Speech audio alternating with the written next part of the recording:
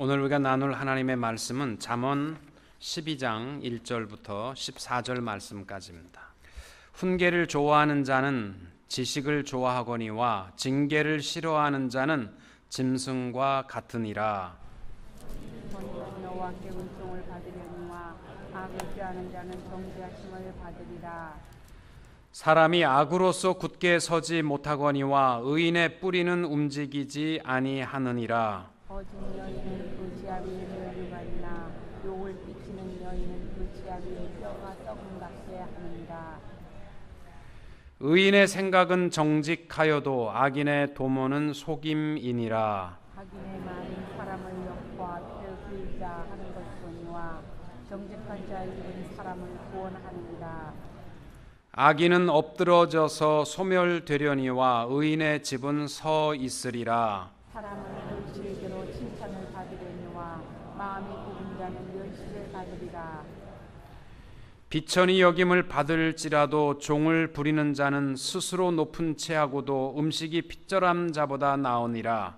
의인은 자기의 가축의 생명을 돌보나 악인의 분노는 잔인이니라. 자기의 토지를 경적하는 자는 먹을 것이 많거니와 방탕한 것을 따르는 자는 지혜가 없느니라. 악인은 불의의 이익을 탐하나 의인은 그 불의로 말미암아 결실하느니라. 악인은 입술에 허물로 말미암아 그물에 걸려도 의인은 환난에서 벗어나느니라. 사람은 입의 열매로 말미암아 복록에 족하며 그 손이 행하는 대로 자기가 받느니라. 아멘. 잠언의 말씀을 계속 보면서 우리 지혜자에게 가장 중요한 것은, 강조하고 있는 것은 특별히 언어의 삶, 우리 믿는 자, 지혜로운 자의 말의 아름다움에 있습니다. 특별히 미련한 자의 그 시작의 첫 번째가 뭐냐면 자기 자신을 항상 바르다라고 생각하는 착각입니다. 가장 세상에서 못 말릴 사람들은 자기가 하는 것은 다 옳다라고 생각하는 사람들입니다. 그러한 사람들은 마술사 시몬처럼 자기 꾀에 넘어져서 높은 데서 떨어져 죽습니다. 최종적으로 자기가 하는 것은 다 옳다라고 생각하면 결론은 자기를 미혹하는 지경까지 가게 됩니다.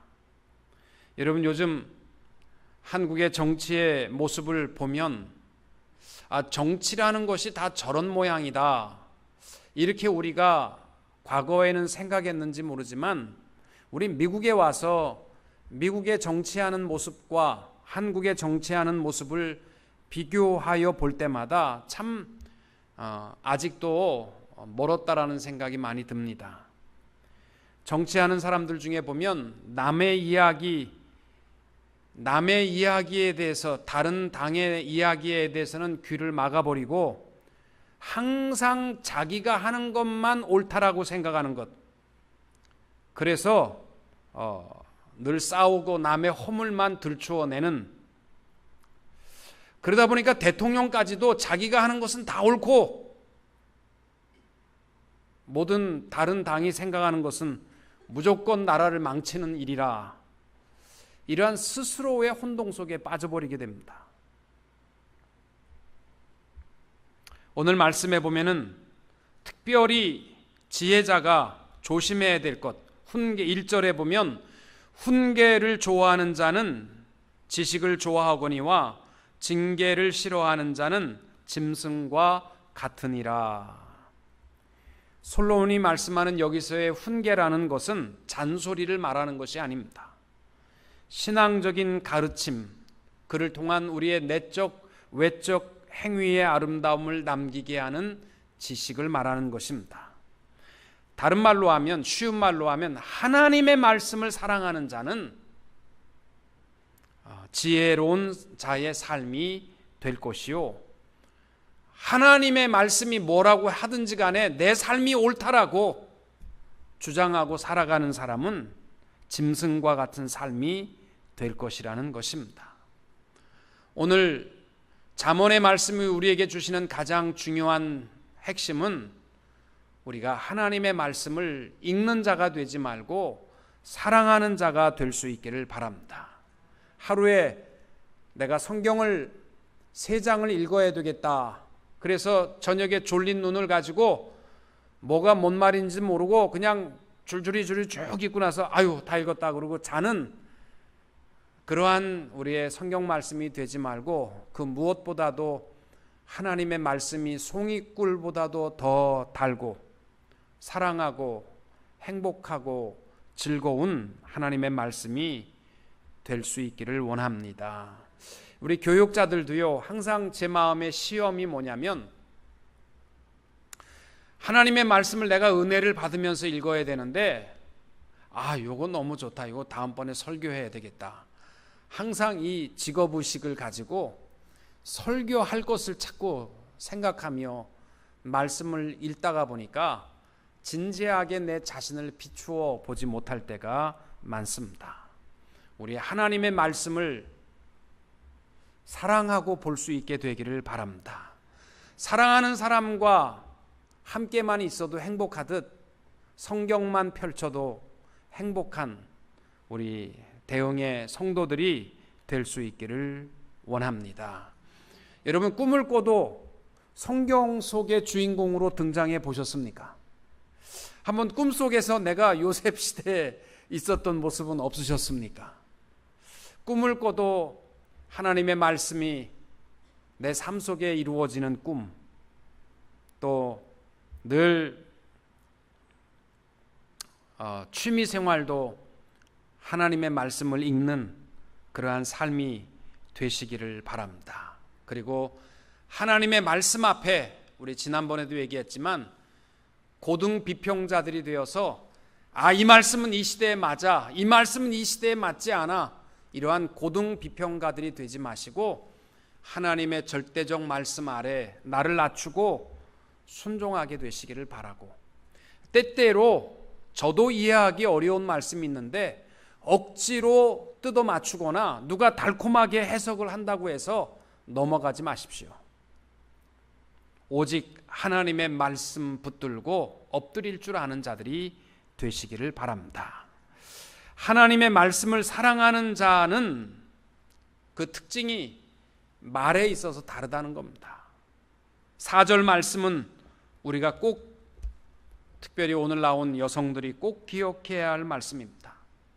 저도 늘 아내에게 이 말씀을 읽어주고 싶은 말씀입니다. 어진 여인은 그 지아비의 면류관이나 욕을 끼치는 여인은 그 지아비의 뼈가 썩음 같게 하느니라. 아멘 좀 하세요. 우리 여성분은 못하더라도 우리 남성분은 아멘 하여야 될 거 아닙니까? 11장에서도 말씀을 나누었었습니다. 여인의 아름다움은 유덕함이라, 덕이 있는 것이라. 남자의 아름다움은 근멸하고 성실한 것이다. 요즘은 남자들이 꽃미남을 가지고 매력을 가져보려고 하는데요, 다 나이가 40만 넘어가면 거기서 거기고, 저도 제가 어렸을 땐 어머니 왜 나를 이렇게 조그맣게 낳으셨나요? 이게 굉장히 큰 원망이었는데 나이 들고 나니까 뭐 그거 별 차이 아니더라고요. 남성의 아름다움은, 지혜자가 말하는 것은 근면성실입니다. 주어진 일에 성실하게 땀을 흘리는 것이 남성의 아름다움이듯 여성의 아름다움은 덕이 있는 모습입니다. 유독한 여인의 가장 큰 특성은 뭐냐면, 잘 들으세요, 남편을 높임에 있습니다. 남편을 높임으로 남편의 모든 존경과 존귀함을 받게 되는 것이 유독한 여인의 지혜입니다. 그래서 오늘 말씀에도 어진 여인은 그 지아비의 면류관이다.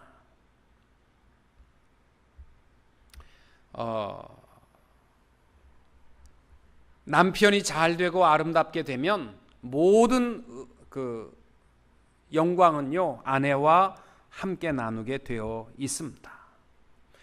반면에 오늘 말씀해 보면 남편에게 욕을 끼치는 여인은 남편의 뼈를 썩게 하는 것이다. 너무너무 무서운 말씀입니다. 원어적 의미로 표현을 하면은 부끄럽게 하는 여인, 남편을 부끄럽게 하는 여인은 육체와 정신을 피폐하게 늙어버리게 만들어버린다라는 것입니다. 오늘 지혜자가 우리에게 말씀하는 것, 여인들이 모이면 항상 남편의 모습을 칭찬하고 높이는 아내가 될 수 있기를 원합니다. 남편을 우습게 여기는 여인은 절대로 자기가 높아질 일도 없고 높아질 법도 없습니다. 명심보감이라는 책이 있습니다. 옛날 이 동양의 그 도덕 책이라고 말을 하죠. 윤리책이라고 말하는데 거기에 보면 어진 아내는 남편을 귀하게 만들고 악한 아내는 남편을 천하게 만든다라고 말했습니다. 제가 어느 책에 보니까 남자들에게 자신감을 주는 것이 세 가지가 있답니다. 남자들이 자신감을 갖게 되는 첫 번째가 뭐냐면 좋은 옷을 입는 거랍니다. 근데 나는 거기에 대해서는 좀 동의를 못 하겠어요. 그래서 좀 남편을 남대문 시장표만 입히지 마시고 좀 좋은 옷을 입히는 것이 남자가 자신감 있게 살아가는 비결이라고 말합니다. 둘째는 좋은 가정을 가지는 것이 남자가 자신감을 가질 수 있는 이유가 되고, 셋째는 좋은 아내와 함께하는 것이라고 말합니다. 여러분, 오늘 말씀에서 유독한 여인, 어진 여인은 남편의 잘못에 대해서 늘 용서하고 남편의 부끄러운 과거를 말하지 않는 자입니다. 어진 여인은 남편을 늘 용서하고 덮어줍니다. 어진 여인은 남편을 칭찬하는 말을 잘합니다. 남편이 부족해도 칭찬은 보약과 같다, 이렇게 어른들이 말합니다. 보편적으로 남편이 가장 싫어하는 아내, 어떤 아내라고 생각합니까? 거센 아내, 남편에게 대드는 아내와 특히 말이 많은 아내를 싫어한다. 이게 남편들의 보편적인 대답입니다. 한국에서 1,500상 부부를 대상으로 설문을 조사했는데 그 질문 내용이 뭐냐면, 아내에 대한 남편의 가장 큰 불만이 무엇일까요? 여러분 뭐라고 생각하십니까? 우리 여성들이 내 남편이 나에 대한 가장 큰 불만이 뭐겠는가 한번 생각해 보시기 바랍니다. 가장 많은 답이 뭐냐면, 첫 번째 1등이 뭐냐면, 자기 말만 하고 남편의 말에 귀를 기울여 주지 않는 아내가 가장 싫다. 아가가가가가 떠들고 시끄러, 그만해 이제, 그렇게 하고 많은 그런 아내가 가장 싫다라고 대답했습니다. 잠언 9장 13절을 보면, 미련한 여인이 떠들며 어리석어서 아무것도 알지 못하고 라고 되어 있습니다. 미련한 여인의 특징이 뭐냐면, 개뿔도 모르면서 혼자 떠들고 혼자 옳다라고 생각하는 것이 미련한 여인이라고 말씀하고 있습니다. 잠언 25장 24절에도 다투는 여인과 함께 큰 집에서 사는 것보다 움막에서 혼자 사는 것이 낫다.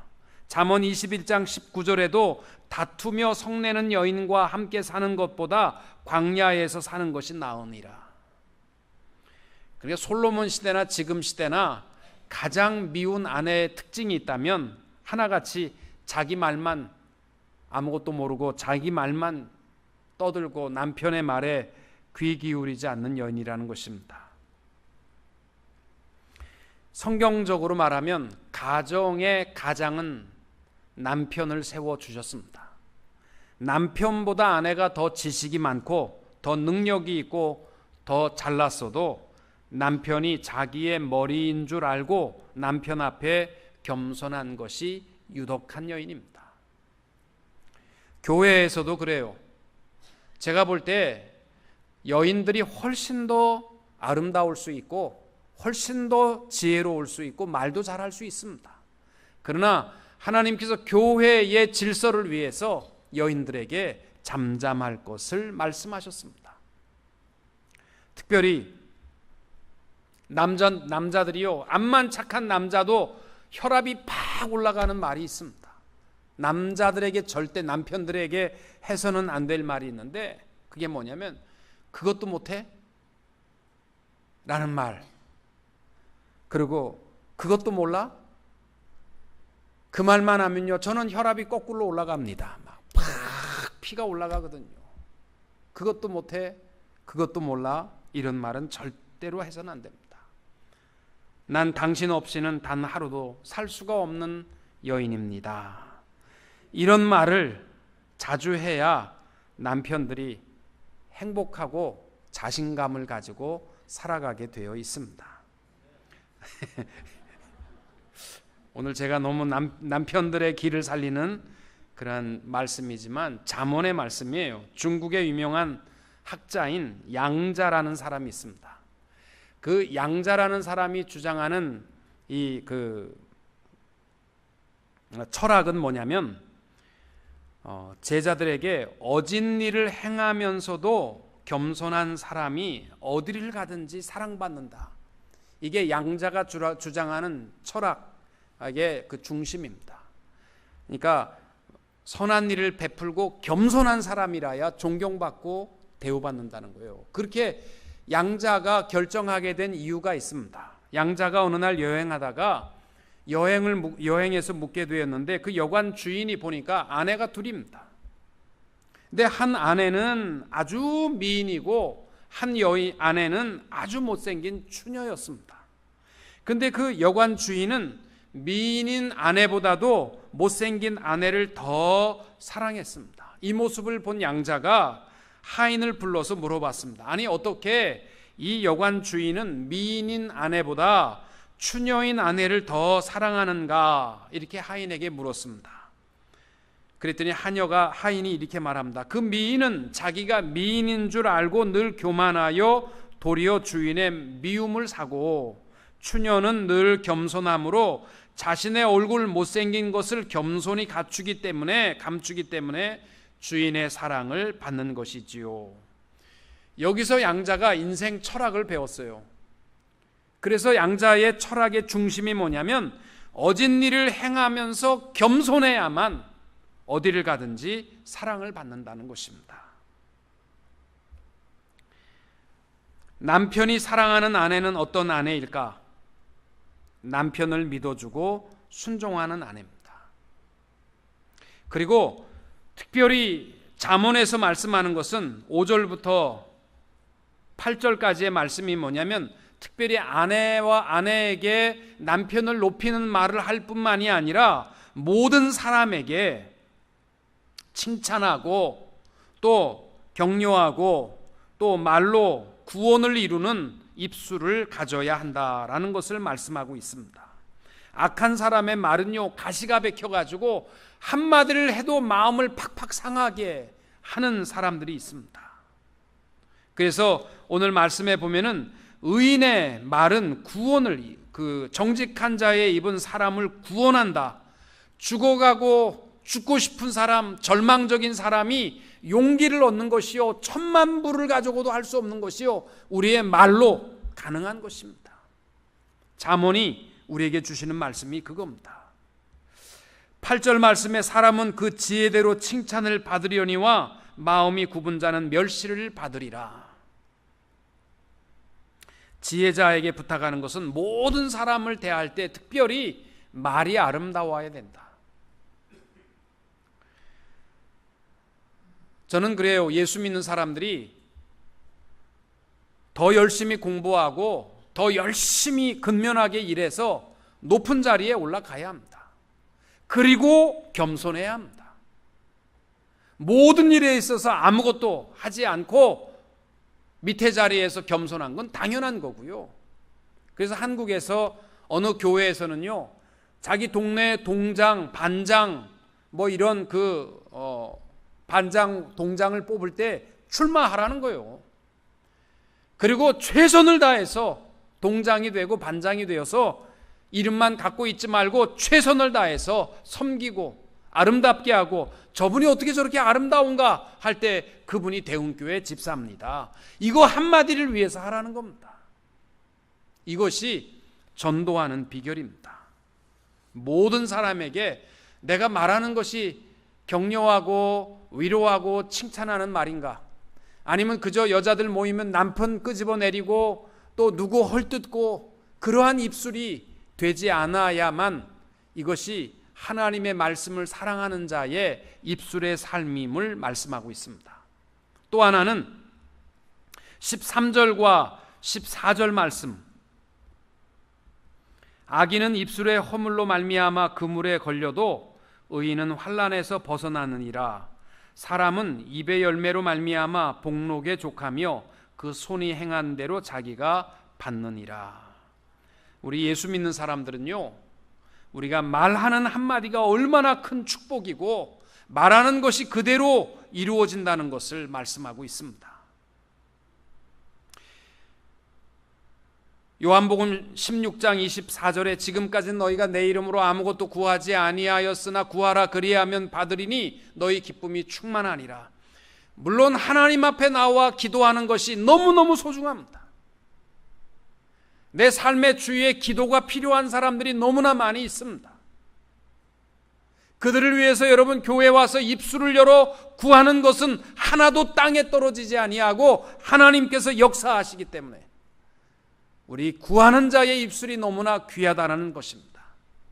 또 하나는 민수기 6장 23절부터 보면 이렇게 말씀합니다.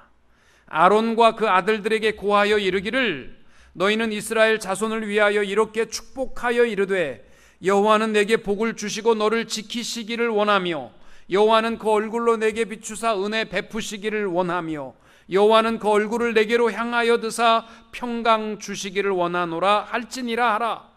그들은 이같이 내 이름으로 이스라엘 자손에게 축복할지니 내가 그들에게 그대로 복을 주리라. 여러분, 우리 믿는 사람들이요, 입술을 가지고 축복하는 것마다 하나님께서 들으시고 역사하신다는 것입니다. 그래서 예수 믿는 사람들은요, 말하는 것이 정말 조심스러워야 돼요. 여러분, 말이 굉장히 중요하다고 하잖아요. 이 언어를 잘하는 사람들이, 말을 잘하는 사람이 IQ가 높답니다. 그리고 감정 지수도 높아진다고 말을 합니다. 여러분, 왜 사람이 사람을 이 사람들을 죽이고 다른 고기는 다 먹는데 사람은 먹지 못하는가? 이건 인류 생물학자들이 조사한 거예요. 생김새가 나랑 비슷하기 때문에 죽이고 못 먹는 게 아니랍니다. 더 큰 이유가 뭐냐면 말을 하는 존재이기 때문에 못 먹는답니다. 우리가 뭐 개, 돼지 다 잡아먹을 수 있는 게 뭐예요? 이 교류함이 없는 거예요. 말이 없으니까, 교류함이 없으니까 먹는 겁니다. 그만큼 우리 말 한마디가요, 사람을 살리기도 하고 죽이는 것이기 때문에 여러분, 매일 우리가 잊지 말아야 할 기도 중에 하나가 뭐냐면, 하나님, 오늘도 축복의 입술로 살게 하옵소서. 우리의 하루의 삶 속에 말하는 모든 것이요, 두려운 마음을 가지고 입술을 열어야 합니다. 못합니다. 그러면 그 사람은 인생이 끝난 거예요. 모든 일에 대해서 하나님 앞에 맡기고 말씀하옵소서. 주의 종이 듣겠나이다. 이럴 때 우리는 하나님의 역사를 이루어 가게 될 줄로 믿습니다. 이번에 우리 그 멕시코를 여행 갔다 오는데, 저야 뭐 스페니쉬를 한마디도 못하니까 뭐 먹을 것을 사 먹을 수가 있겠습니까? 뭐 화장실은 어디 있는지 제가 물어봤어요. 그거는 내가 배웠어요. 그래서 이제 화장실은 갈 수 있는데 뭐 아무것도 못하니까 정장로님이 그저 하는 대로 우리는 따라갈 수밖에 없습니다. 정장로님이 그런 얘기를 하더라고요. 자기 어머니의 기도가 뭐였냐면, 매일 우리 아들들이 힘센 아들들이 되지 말고 말 잘하는 아들들이 되게 해주세요. 이 기도를 했답니다. 처음에는 우리 어머니가 저게 무슨 기도인가 이해를 못했는데 제가 크고 보니까 모든 능력이 말이 중요하지 힘센 거 아무 소용없다는 거예요. 커서 나이가 들수록 힘센 거 아무 소용없다는 거예요. 말만 잘하면 다 움직인다는 거죠. 여러분 자녀들 위해서도요, 힘센 아들 되도록 기도하지 마시고요, 말 잘하면 지혜도 있고요, 감정지수도 높아집니다. 여러분 말이요 우리의 지식을 지혜롭게 하는데 굉장히 중요합니다. 사람은 말하면서 말이 트이면서부터 지혜 지능이 굉장히 빨리 성장하기 시작한다라고 말합니다. 사람들이 책을 많이 봐서 똑똑해질 수 있다고 생각하는데 책 많이 보면 외골수되기 쉽고 책도 봐야 되지만 많은 사람하고 이 디스커션 얘기하는 것이 그렇게 중요하답니다. 여러분 TV를 보시면은 TV만큼 인포메이션은 많은 것이 뭐가 있겠어요? TV가요 무슨 경제, 자연, 동물계 무슨 뭐 전 세계 뉴스 틀기만 하면 다 나오잖아요. 그런데 우리는 TV를 우리말로 뭐라고 부르냐면 바보상자라고 말합니다. TV가 왜 바보상자예요? 지식이 그렇게 넘칠 수 있는데 왜 바보상자입니까? 보기만 하기 때문에. 그래서 어머님들이 옛날에 텔레비전 보고 있으면 이 바보상자 그거 보고 있으면 바보 된다고 그러잖아요. 말 안 하면요 바보 됩니다. 우리 노인들도 그렇잖아요. 양로병원에 가면은 급격하게 치매에 걸린 분들이 많이 생겨요. 왜 그런지 아세요? 말을 한마디도 못하고 하루 종일 있는 거예요. 그러면 머리가 점점 더 쇠퇴해져 가고요, 말을 많이 하게 되면요 머리의 지식도 발달하게 된다는 것입니다. 쓸데없는 말 많이 하는 것이 아니라 우리 예수 안에서 예수 자랑 많이 해보세요. 절대로 치매 걸릴 일도 없고 머리 나빠질 것도 없습니다. 예수 자랑하며 살아가게 되시기를 축복합니다. 그리고 특별히 우리가 기억해야 할 것은 말한 대로 이루어진다는 사실을 기억하고 아침마다 우리의 하루 종일의 우리의 말이 격려하고 칭찬하고 사람을 구원하는 일에 사용되는 언어가 될 수 있도록, 오늘도 내 말로 말미암아 사람의 마음에 비수가 되지 않도록 늘 기도하고 하나님 앞에 향기로운 입술을 가져야 할 줄로 믿습니다. LA 다저스가 플레이오프에 나가게 됐습니다. 올해는 LA 다저스에 그 타미 라소라다라는 감독이 있었습니다. 이 배가 이만큼 나온 그 이태리 할아버지인데 지금도 이 다저스 경기하게 되면은 대부주 구단주까지 하신 분인데, 이 라소라다라는 분이 감독을 하고 있을 때 다저스 야구팀에 재능은 특출난데 너무 소심한 투수가 있었어요. 그리고 볼은 굉장히 좋은데 마음이 소심해가지고 얻어맞을까봐 볼을 자신있게 던지지 못하고 이 정면 승부를 못하고 피하다 보니까 그렇게 재능을 드러내지 못했습니다. 그래서 이 라소라다 감독이 어떻게 하면 저 선수의 재능을 마음껏 끌어올릴 수 있을까 연구를 하다가 라소라다 감독이 그 선수의 별명을 뭐라고 져줬냐면 불독이라, 그렇게 별명을 붙여줬답니다. 불독. 여러분 불독이 뭔지 아시죠? 한 번 물면 안 놓는. 그래서 라소라다 감독이 그 선수를 설명할 때마다 우리 불독 선수는 재능도 있고 모든 일에 있어서 파워가 있다.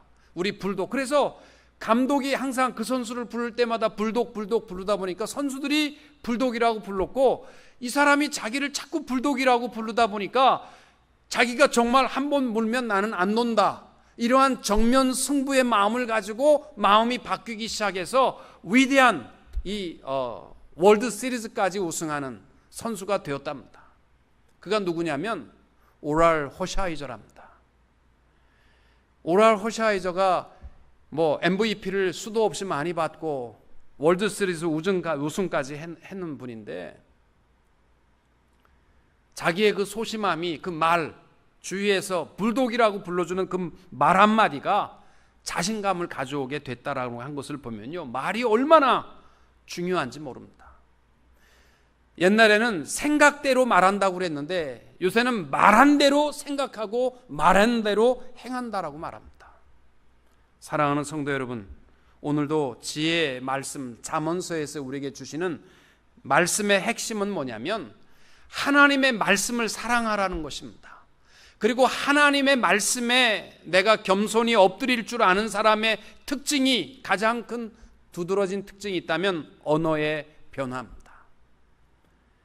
여러분의 가정에서부터 서로를 높이며 또 모든 사람에게 유익을 끼치며 또 우리가 하나님 앞에 구하는 기도뿐만이 아니라 모든 사람을 향하여 선포되어진 말 한마디도 결코 헛되지 않는다라는 사실을 기억하고 모든 사람 앞에 칭찬하는 입술로 살아가게 되시기를 원합니다. 특별히 제가 본문의 말씀을 보면서 11절 말씀은요, 참 우리가 한번 기억해야 할 말씀이라고 생각합니다. 이 말씀을 읽고 마치겠습니다. 11절을 보시면은 이렇게 되어 있습니다. 한번 읽겠습니다. 자기의 토지를 경작하는 자는 먹을 것이 많거니와 방탕한 것을 따르는 자는 지혜가 없느니라. 우리 이민 생활하는 분들이요, 먹고 살만하면 일하는 것은 사람들에게 다 맡기고 경작하게 하고 자기는 놀고 그냥 쉽게 먹고 살려고 하는데요, 거기에는 유익이 없다는 거죠. 최선을 다해서 내 일터에서 내가 직접 경영하고 이루어 나갈 때에 하나님도 기뻐하시고 축복하십니다. 그래서 우리 이민 생활하시면서 어떻게 하면 놀고 먹을까? 그건 성경적인 모습이 아니니까 혹시 나는 다 맡기고 놀고 먹는다고 생각하시면 조금 더 시간을 내셔서 내 토지를 직접 경영함으로 많은 풍성함을 누릴 수 있는 성도님들이 다 되시기를 주님의 이름으로 축원합니다.